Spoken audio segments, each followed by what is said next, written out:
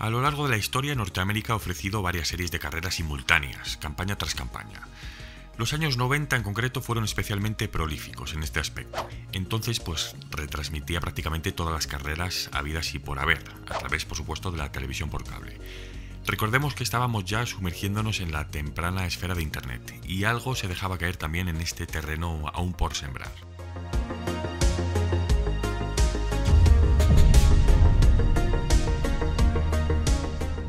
El paso del grupo a los Super Touring había tenido un éxito sin precedente. Y después de valorar el auge y la demanda de aquellos eventos europeos, y con la necesidad de mejorar el espectáculo de los sábados, Gerald Forsythe, Roger Elliott y Alan Gould se encargan de crear su propia serie de turismos nacional.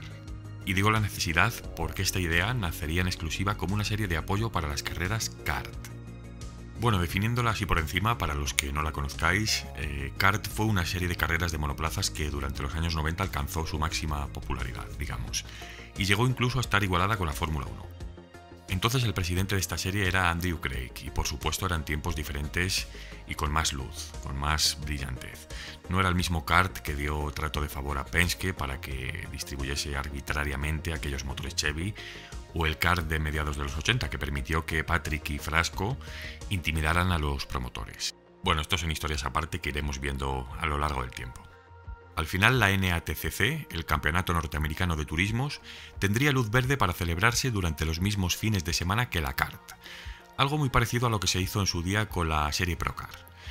Las carreras en este caso serían celebradas básicamente en escenarios como Toronto, Long Beach o Laguna Seca, y habría que ver si este tipo de formato calaba entre un público más acostumbrado a ver estos vehículos turismos en un formato puramente NASCAR.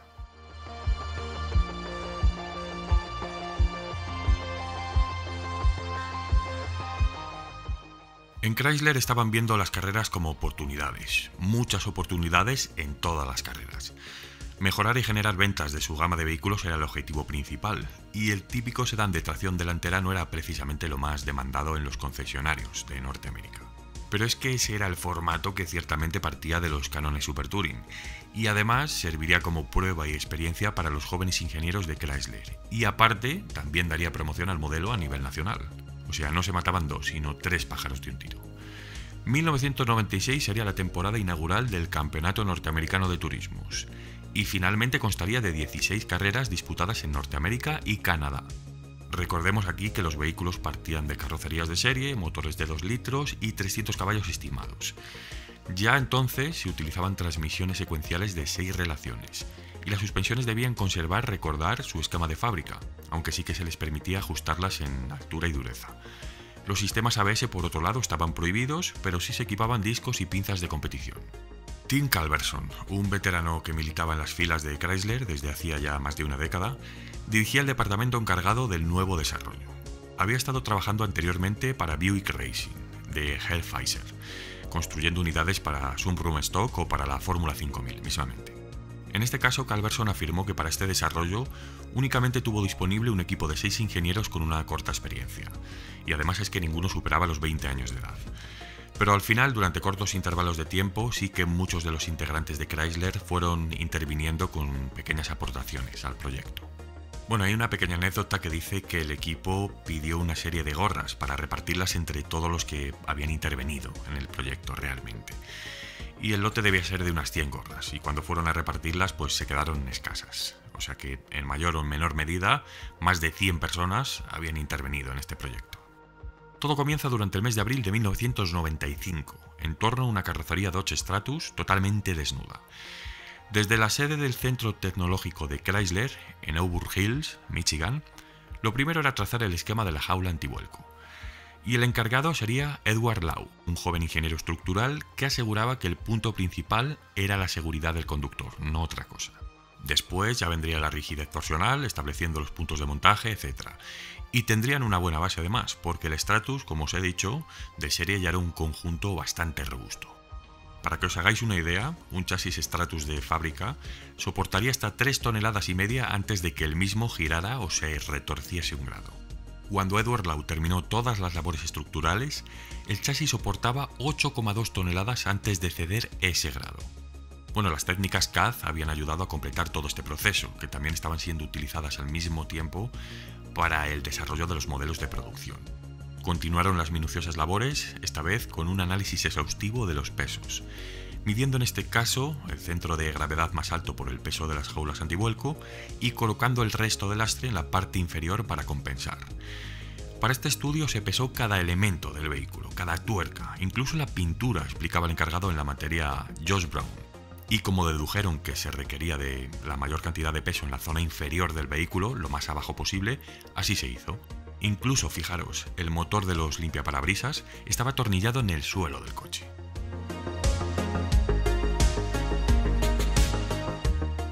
Eran tiempos en los que el equipo estaba básicamente explotando al máximo sus recursos. Y ahora entra en escena Glenn White, que era el jefe de supervisión del apartado del chasis, y declaró que fueron de los primeros que utilizaron un simulador de tiempo de vuelta únicamente mediante parámetros. Es decir, antes de que el vehículo estuviese construido, podían probar su rendimiento. Chrysler tenía tanta confianza en este software que le estuvo utilizando durante varios años. Este recurso permitía ciertamente al equipo ahorrar mucho tiempo y mucho dinero, ya que el análisis informático de la suspensión, por ejemplo, permitía establecer todas las medidas y posiciones antes de cortar o desembalar cualquier tipo de material. Todo estaba definido previamente, incluso las distancias del kit aerodinámico, el tamaño del alerón trasero, etc. Y con los datos en la mesa, Reynard se encargaría de fabricar todos estos kits. Bueno, Reynard era una empresa que sabía cómo explotar muy bien las reglas al máximo, y por eso sometió al Stratus a un buen puñado de pruebas en el túnel de viento hasta dar con la tecla idónea. El motor era nuevo. Chrysler acababa de lanzar una gama de 4 cilindros llamada PowerTech, y dentro de la misma había varias versiones diferentes de 2 litros. Teníamos los A588 de un solo árbol de levas y los multiválvulas llamados ECC, aunque es importante resaltar que en el Stratus de fábrica solo se instalaron las versiones Single Overhead, las de un solo árbol. Pero para las carreras de turismo sí se recurre al motor multiválvulas de hierro fundido con numerosas reformas, como es obvio.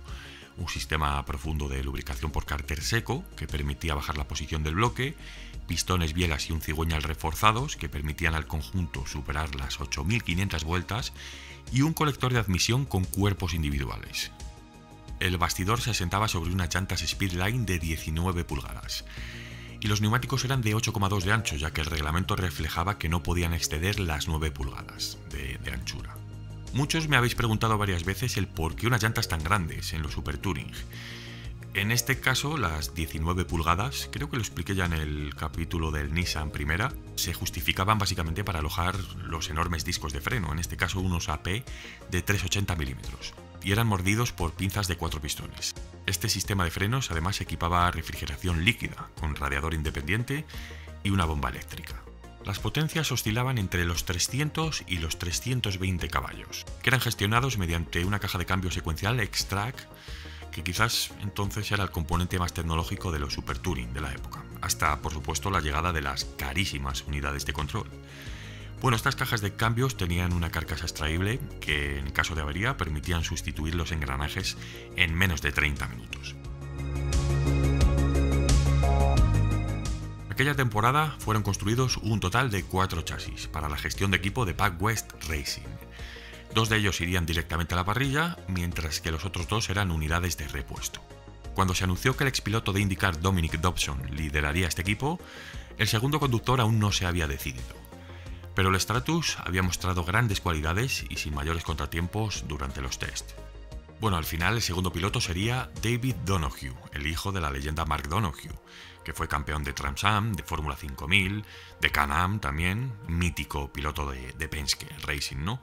Como os decía antes, tenían programados hasta 8 fines de semana de estas carreras de turismos, y lo único malo sería que estarían bajo la jurisdicción de la FIA.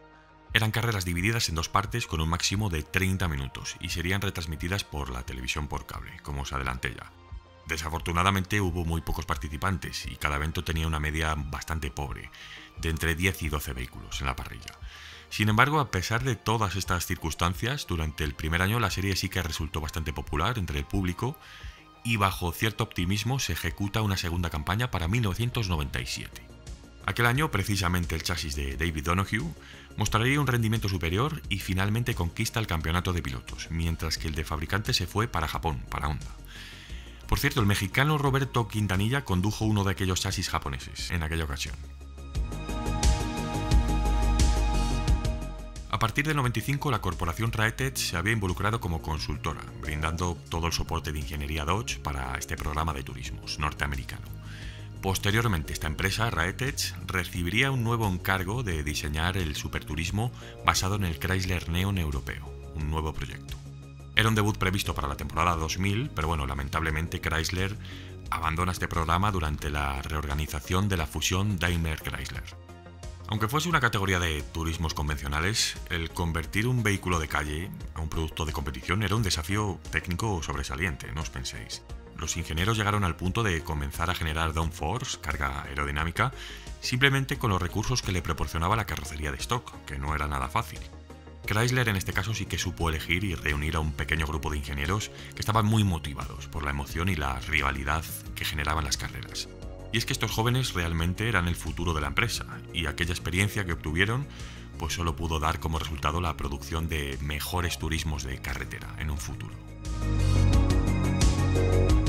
A ver, ya sé que hace algunos meses elegisteis como a principios de verano el A4 como siguiente Super Touring del canal, pero estoy a la espera de que lleguen algunos datos para cerrar toda la documentación que tengo y ofreceros el mejor material.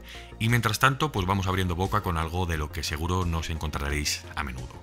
Un Chrysler Super Touring. Decidme que no es precioso este modelo. Incluso la librea, típica con los colores Chrysler, es divina. ¿Os imagináis un programa Stratus bien financiado para Europa? Hubiese sido brutal. Bueno, aunque en Suecia, en su campeonato particular, en sus fronteras, sí que llegó a correr uno de estos chasis. Y tuvieron también gran protagonismo aparte en la Copa de las Naciones, particularmente dirigidos por el argentino Ernesto Bessoni. Como siempre os leo a todos en los comentarios, dejadme vuestras opiniones, sugerencias, las libreas que más os gusten, anécdotas, que os aseguro que todo eso contribuye al mejor posicionamiento del canal. Y en los números se está viendo reflejado últimamente, así que gracias, y gracias especialmente a los miembros y a los más veteranos del canal que siempre estáis ahí apoyando y valorando este contenido, y nos vemos como siempre la semana que viene a las 21:00, amigos.